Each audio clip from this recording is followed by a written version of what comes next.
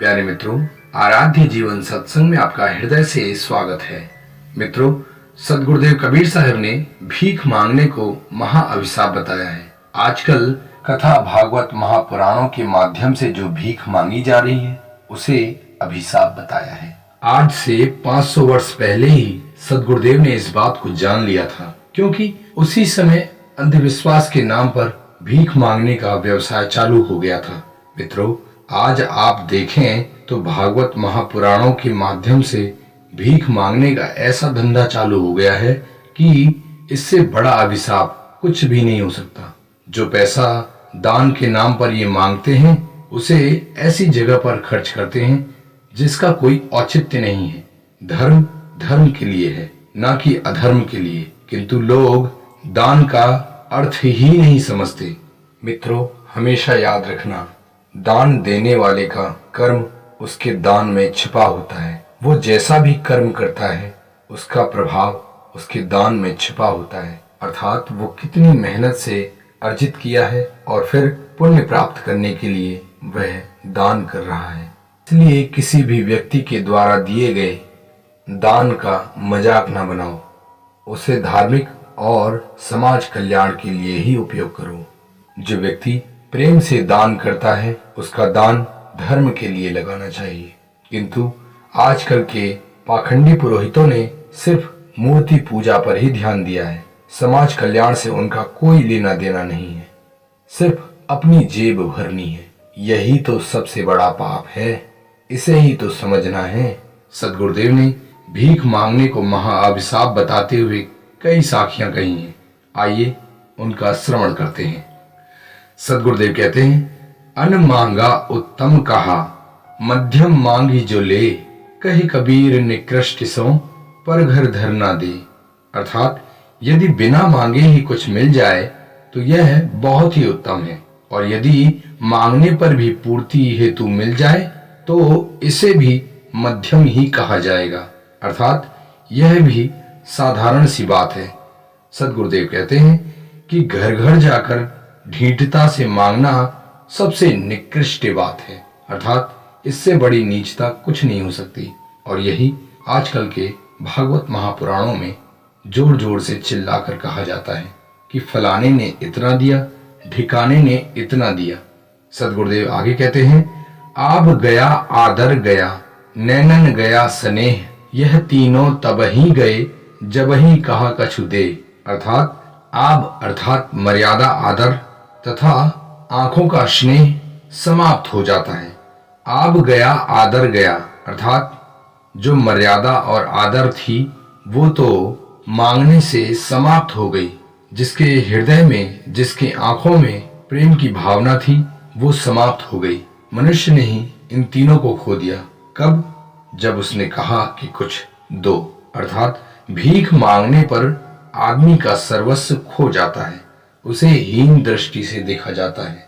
किंतु दान करने वाले दानी कहने के लिए उन व्यक्तियों को नहीं पहचान पाते जो धर्म के पीछे अधर्म का कार्य कर रहे हैं। प्रेमी मित्रों, सद्गुरुदेव आगे कहते हैं, सहज मिले सो दूध है, मांगी मिले सो पानी, कहे कबीर वह रक्त है, जामे ऐंचा तानी।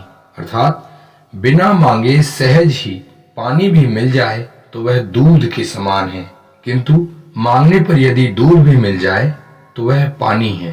अर्थात बिना मांगे जो भी मिले वह अनमोल है, और मांगने पर हीरा भी मिले तो पत्थर के समान है।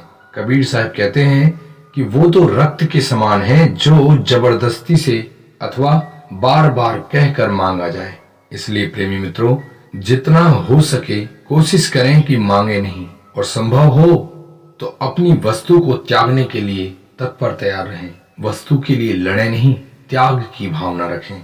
सद्गुरुदेव इसके पीछे बहुत बड़ा रहस्य बताते हुए कहते हैं, उदर समाता अन्न ले, तन ही समाता चीर, अध कहीं ग्रहण ना करे, तिसका नाम फकीर। अर्थात पेट भरने के लिए अन्न तो मांग लें और तन ढकने के लिए कपड़ा, इतना ही काफी है, किंतु लोभ में आकर अधिक से अधिक ग्रहण न करें। सच्चा फकीर वही है जो भिक्षा के नियमों का पालन करता है और लालच में नहीं पड़ता। इसलिए प्रेम से जो मिल जाए वही प्रसाद है। मित्रों आगे कहते हैं, उदर समाता मांगिले ताको नाही दोष, कहे कबीर अधिका गहे ताकि गति न मोस। फिर वही बात है, यदि पेट भरने हेतु भीख मांगनी पड़े तो कोई बात नहीं, पेट की भूख कुछ भी करने के लिए तत्पर कर देती है। इसलिए भूख लगे तो अन्न की भिक्षा मांग लीजिए, किंतु यदि कोई इस पूर्ति के बाद भी अधिक प्राप्ति की लालच में भीख मांगता है तो गलत बात है। सद्गुरुदेव कहते हैं कि ऐसे लालची लोगों का मोक्ष कभी भी नहीं हो सकता, इसलिए अधिक न मांगे। सद्गुरुदेव कहते हैं, मांगन मरण समान है तो ही दई में सीख, कह कबीर समझाए के मति कोई मांगे भीख। अर्थात भीख मांगना तो मृत्यु के समान है, क्योंकि जो व्यक्ति मर चुका होता है उसके सारे क्रियाकर्म दूसरा व्यक्ति करते हैं। इसलिए मृत्यु से बचें, अर्थात भीख मांगने से बचें। आपके पास 2 कर कमल हैं, इससे मेहनत करें तथा परिश्रम से किया हुआ धन और अन्न को अपने जीवन में ग्रहण करें। भीख मांगना अर्थात मृत्यु को बुलाना है। इसलिए सद्गुरुदेव कहते हैं, अजहू तेरा सब मिटे जो माने गुरु सीख, जब लग तू घर में रहे मति कछु मांगे भीख। अर्थात सद्गुरुदेव कबीर साहब कहते हैं, आज ही तेरे सब कष्ट समस्याएं दूर हो जाएंगी यदि तू अपने गुरु की सीख पर चलेगा। जब तक तू गृहस्थ जीवन में जी रहा है तब तक भीख मत मांगना।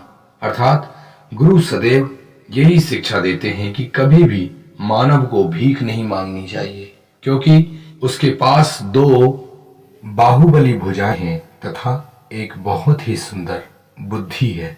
इसके माध्यम से वह धन अर्जन कर सकता है, इसलिए उसे भीख नहीं मांगनी चाहिए।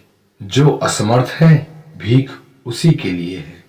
सद्गुरुदेव कहते हैं, मांगन गए सो मर रहे, मरे सु मांगन जाही, तिनते पहले वे मरे होत कहत है नाही। मित्रों अगर कोई किसी के पास मांगने जाता है तो वह निश्चित तौर पर उसकी मृत्यु के समान है, और अगर कोई भीख मांगने की सोच रहा है तो भी वह मौत के बारे में ही सोच रहा है। किंतु याद रहे, इन सबसे पहले तो वो मरा हुआ है जो सब कुछ होते हुए भी देने से मना कर देता है।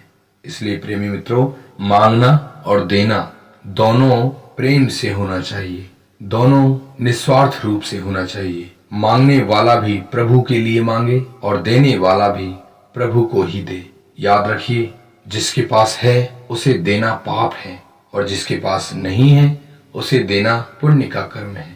इसलिए आप देख लें किसे भीख की आवश्यकता है और किसे नहीं। समाज में अनेकों प्रकार के दुष्प्रभाव चल रहे हैं, इनसे बचकर रहें, यही जीवन की सर्वोच्च गति है। अपने विवेक बुद्धि से पहचानें कि किसे दया की आवश्यकता है और किसे नहीं।